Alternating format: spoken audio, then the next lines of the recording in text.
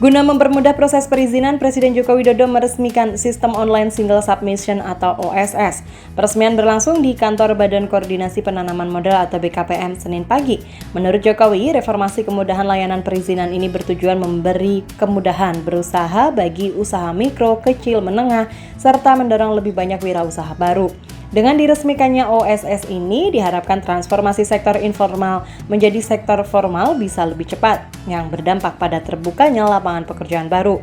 Jokowi tak ingin lagi mendengar ada kesulitan yang dihadapi pengusaha dan tak ada lagi kasus suap menyuap, karena semua dilakukan dengan terbuka dan transparan. Saya perintahkan kepada menteri dan kepala lembaga, serta para gubernur, bupati, dan wali kota agar disiplin mengikuti kemudahan dalam OSS ini. Saya akan cek langsung, saya akan awasi langsung implementasi di lapangan seperti apa. Apakah persyaratannya semakin mudah? Apakah jumlah izin semakin berkurang? Apakah prosesnya semakin sederhana? Apakah biayanya semakin efisien? Apakah standarnya sama di seluruh Indonesia? Dan juga apakah layanannya semakin cepat?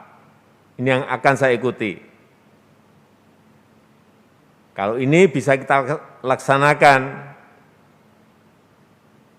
saya yakin investasi, baik yang investasi skala mikro, skala kecil, skala menengah, dan skala besar akan meningkat di negara kita.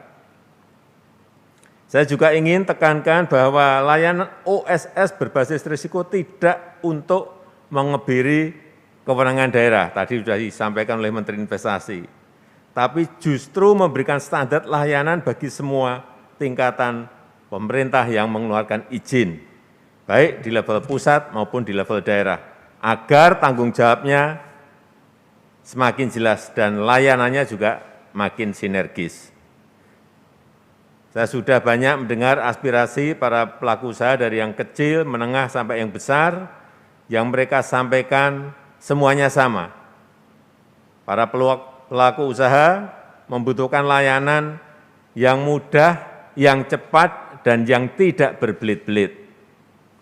Jika ini terpenuhi, maka saya yakin akan memberikan dampak yang signifikan bagi pergerakan ekonomi nasional maupun di daerah.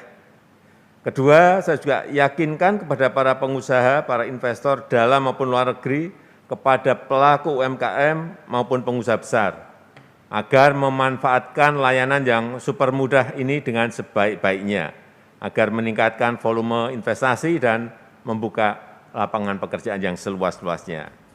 Saya tidak mau lagi mendengar ada kesulitan yang dihadapi para pengusaha, saya tidak mau lagi mendengar ada suap, semua harus dilakukan secara terbuka, secara transparan, dan memudahkan para pengusaha.